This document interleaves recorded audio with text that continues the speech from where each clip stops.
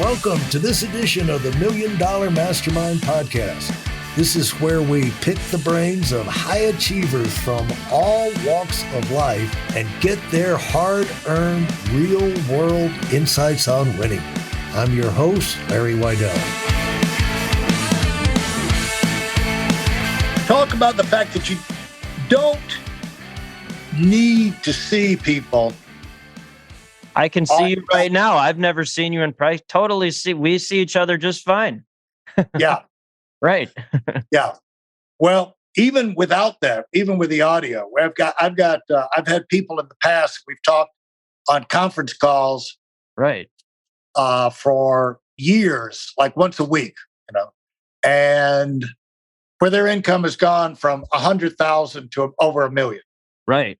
And one time they were here in Palm Beach. We went out to dinner and he said, this is only the second time I've ever seen you in person. Right. But he's like a brother to me, he's like 100%.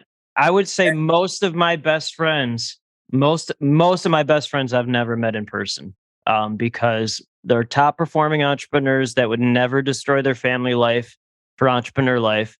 And then I've met most of them post COVID. So when COVID started. So most of them and that doesn't, again, winning conquers doubt. So most people are doubting they can make friendships in a virtual world. I just ignore that world.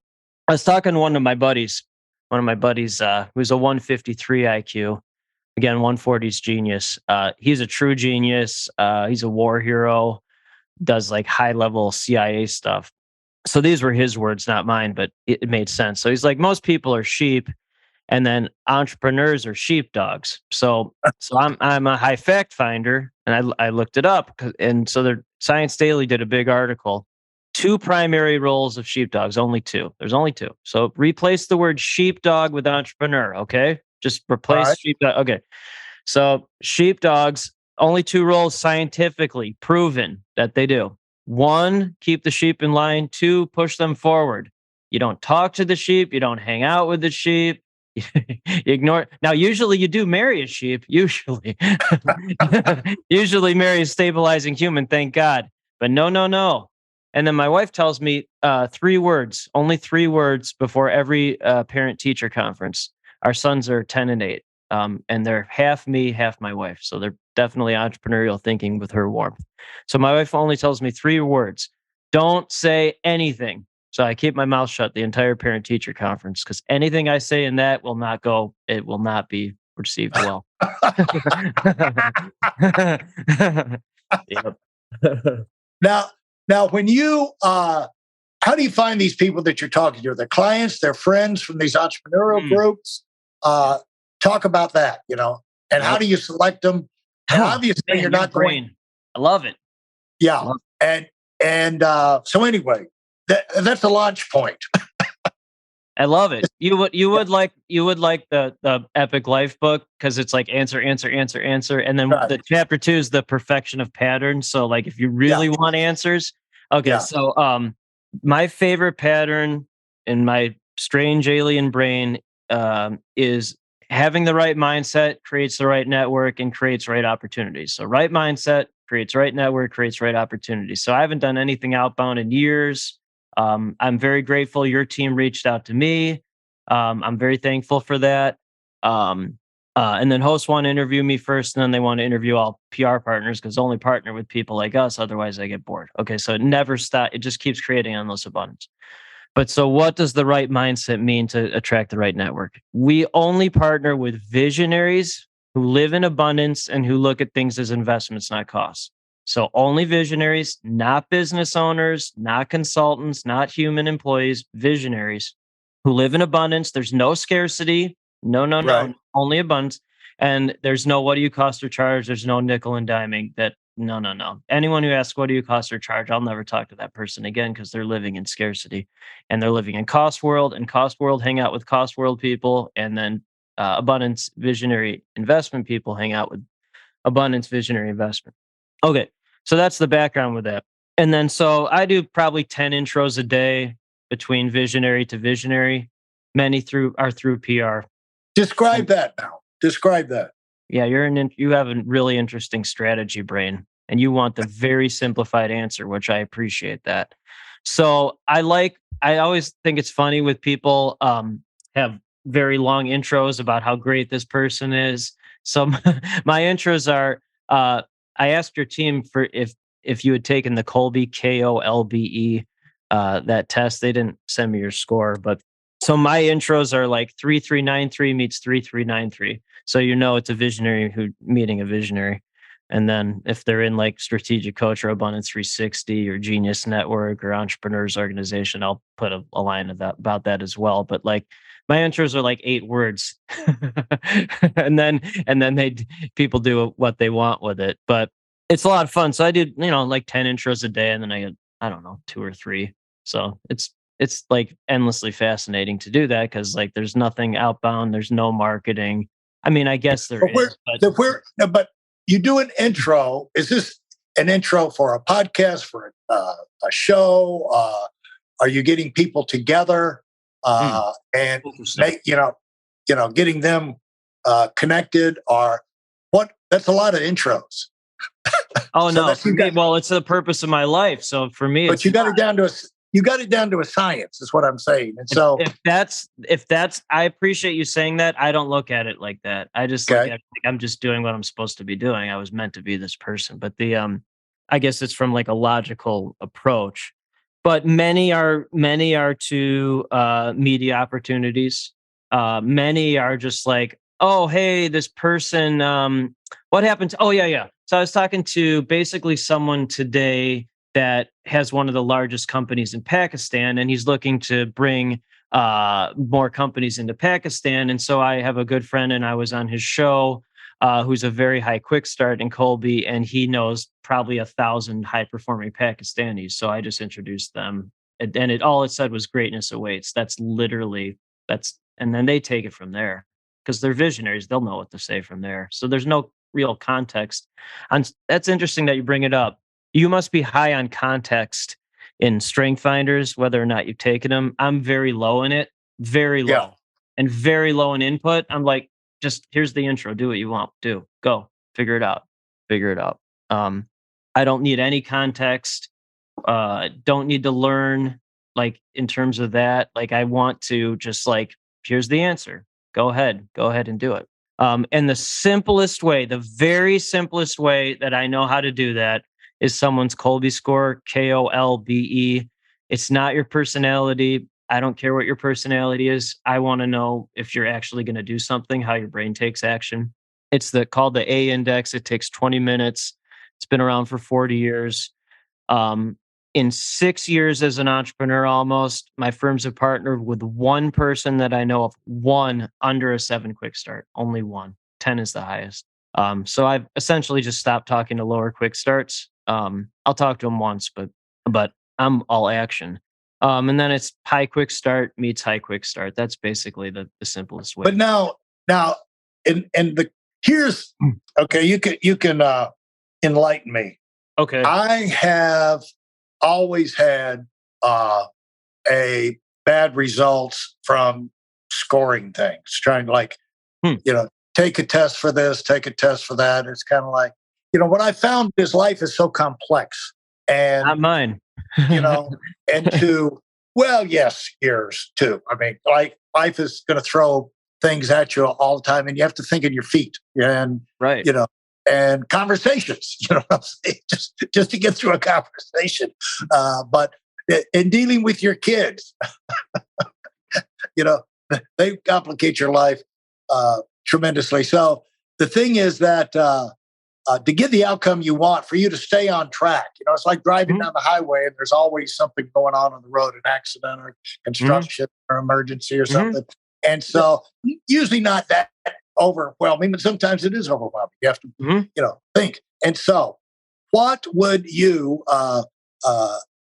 tell me what you've got, how you got onto these scorings. Like I don't know of anyone who's talked about the IQ, other people's IQ as much, and this Kolbe score as much as you. And so talk about how you got on that and why you found that to be reliable and a great guide.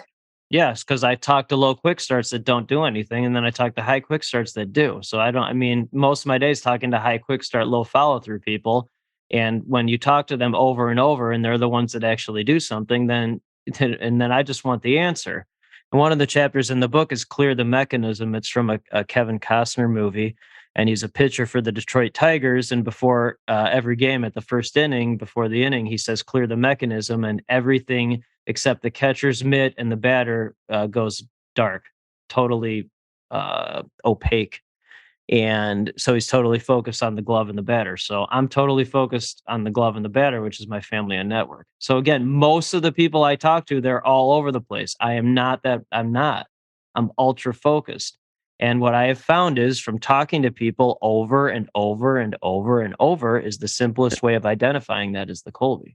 I mean, that's just what it is. Now, do you send people how would someone implement that into their life, into their business? Everything. Into their approach. Everything.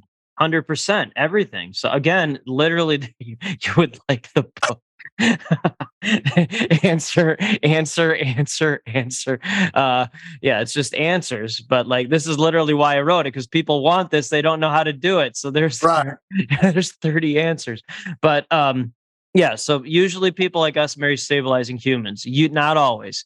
So so like think in Kolbe world, the typical visionary, high quick start, low follow through person, they would marry typically, not always, but typically they would marry a low quick start, high follow through person. So like think social worker, school teacher, my wife's a pediatrician, an engineer, a lawyer, someone who can like make sure you pick your kids up at school. Okay. So that, something like that.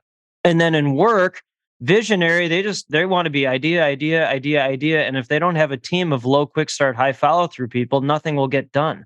Imagine if the world was all visionaries, it'd be complete anarchy and chaos.